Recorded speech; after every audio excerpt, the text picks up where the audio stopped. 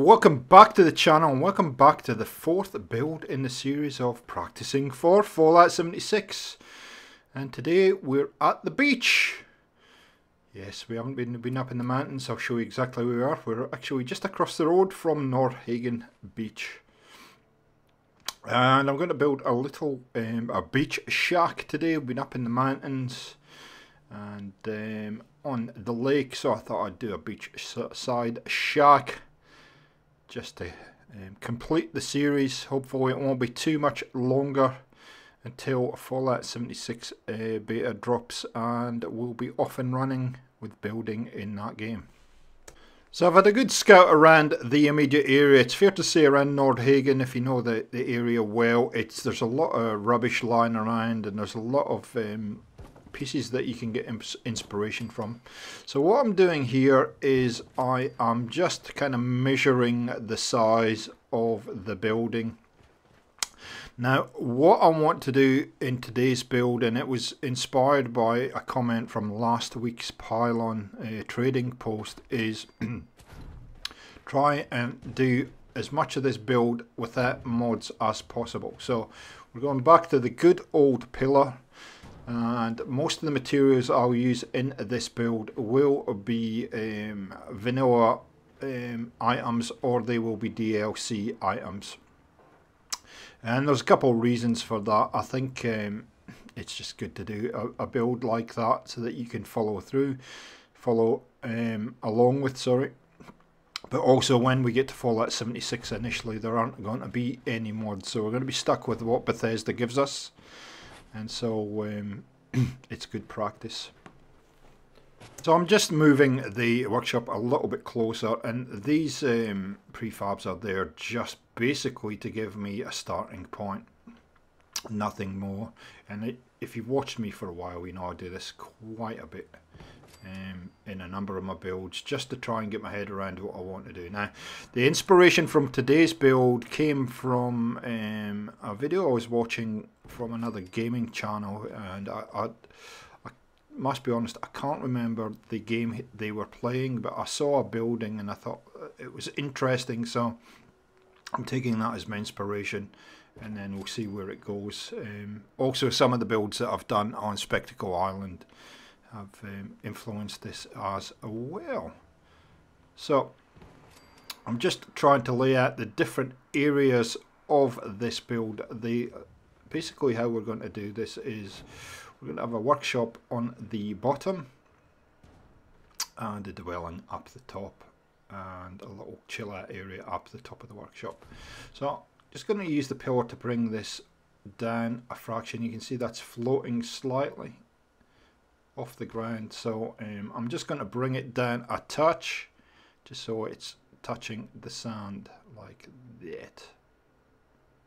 And I may have moved that slightly forward, but that's okay, which I think I have, but that's okay. We will fill those gaps in a second. Now if you have this problem in your own builds, you can see this long one's not going to fit in there, so you use the smaller ones, they will snap in. Sometimes it's just a case of changing the angle you're looking at it, and it will snap straight in like that. There we go. This does change a little bit, this front area, but it's always the case when you're building and trying to figure things out. So there we go, that's the basic shape. Now I do play around with a certain idea in this build, and then I actually go in a completely different direction and scrap my original thoughts, and that again often helps. You know, the inspiration can be just the kind of starting point, and then you see what happens as your brain takes over, which is a scary thought, and things start to happen. So let's concentrate on getting this workshop area kind of defined a little bit better. So I'm going to get some posts and just drop these in. You see in a second. Snap, snap. There we go, just like that, and a couple under the roof. Maybe get a smaller one. There we go. And now we've got a little workshop area, and we'll just put the workbench in under there. It's always good with workshop or workbench anywhere, whichever you prefer to call it, to try and move your workbench to a central point in the build, because it just means that you've got a bigger area to work with. Now, I wanted to put this wall in here, but you can see that is quite a bit shorter than the normal wood walls. This is from Vinyl Extensions, this wall. So I end up getting rid of that and putting the original back in. But always good to try different things and just see what fits, what doesn't. Again, you don't need to use these walls. You can use whatever walls you have you know, access to at the time when you're building. So again, yeah, they come from a mod, but you know, we can just put these walls in and there's no dramas. Might put a metal wall in just to mix it up a little bit. There we go, like that. Cool. Liking it already. Yep, that's off the floor.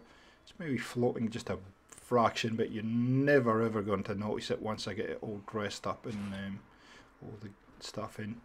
So initially my thought was to put it in there. It's not going to fit in there, so that's where it ends up. We put it there and it ends up. So this just moves the settlement boundary a little bit and it centralizes it for you for the build. And it is quite generous with this particular Place Anywhere mod. So you can see I've been trying something with the with roofs and all kinds of stuff on the top of here, and I end up getting rid of all this in the end because it just, for me, it just isn't working. I like the look of it, but it's just doesn't, it isn't practical. And actually, what I come up with, I think, is a much better solution. So I'm going to put some of these shack outer walls on here, and so I'm just looking around. This is actually from a G2M mod, but again, you can get vanilla pieces that are very similar to this without too much of a drama. And then we just whack those on and start building them as we go. So we put that in, we put that kind of outer wall on, and then we go, okay, we find this, oh, that's interesting, that could fit in there, but it doesn't. You can see it doesn't want to go in there. So okay, trusty old pillar, it will fix that without too much of a drama. And you know, I tend to use Place Anywhere a lot these days, but you never lose the kind of skill that you have. Once you've learnt the pillar once, you should be able to just use it anytime you like. Of course, the trick is always not to pick up everything that you've built in one hit, so be far enough away so that you can pick up the item you're interested in, not everything else. So we'll just push that in there and up she goes. Line her up, try and get the angle right, which is never easy in Fallout, or at times it can be difficult.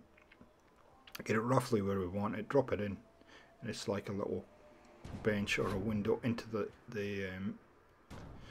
the workshop, and it just makes it look a little bit more interesting, and gives it a little bit more depth than just, you know, having an open wall there.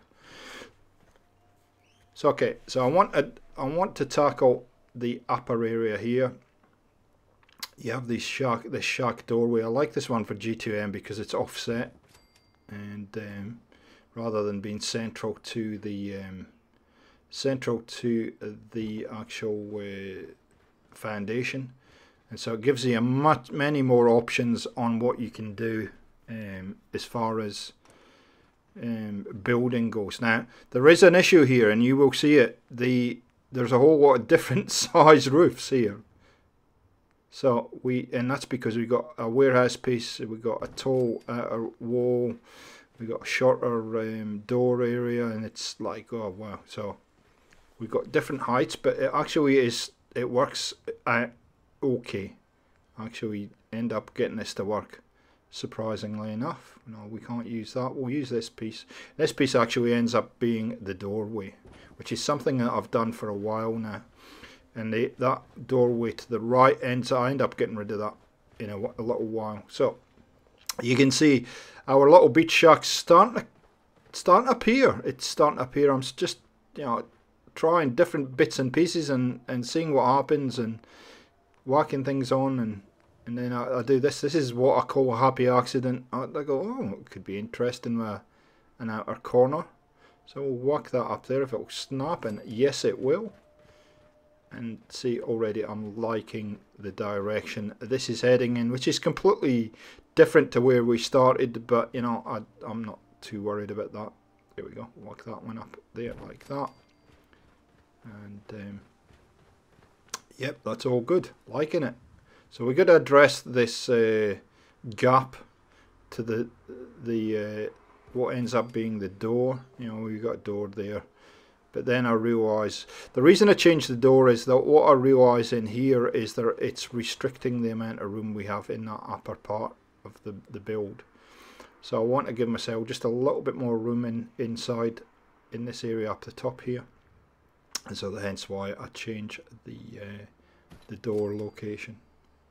So we'll just chuck these on. These should snap onto the side here. You just got to get the angle right, and we're good.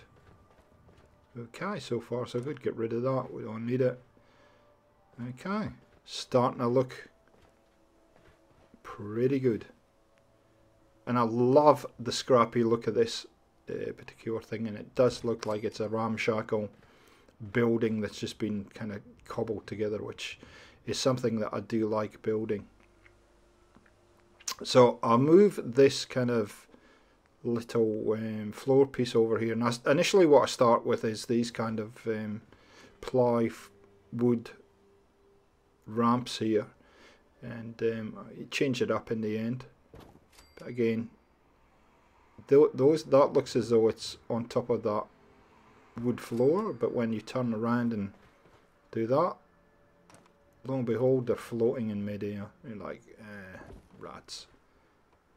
So this does give me a bit of a headache, but because it gives me a headache, I end up going in a completely different direction here as far as what I'm going to use to get into the building. So we really need to add a wall into that, and I put this green one in, and I'll leave it in, and I'm not sure that it was the right kind of wall for this, given there's so much metal and wood. But anyway, I'll leave it in there. I have these filler boards that come with Workshop Rearranged, which are just a godsend, because they again add to the overall kind of cobbled together look of the overall building. This one for some reason doesn't want to snap as a full board, but if I get two half boards it works. Don't know why, but it works. So I'll take the win. There we go. So still looking at this, saying I'm not happy with this at all. I'm not happy with how this is working. So I've got to do something a little bit different with this. We'll get rid of all of that, because I can't have a light bulb moment I think here in a sec, and go, you know what would be good? Why don't we put one of these bridges in? And maybe this one here. Yep, that's going to work. Yep, I like that. I can work with that. And that you can see how soft that is. It actually, you could run that straight into the foundation piece. Easy solution to step down there. Just get these little stairs here, shack steps, and there we go, we're in. And then it just needs a couple more of those ply floorboards on top of there to even up on the sand, and we are good. So this is all starting to take pretty good shape as we go. I'm pretty happy with it. I do this a lot. Ooh, you can scrap that. That's unusual, but we'll take it.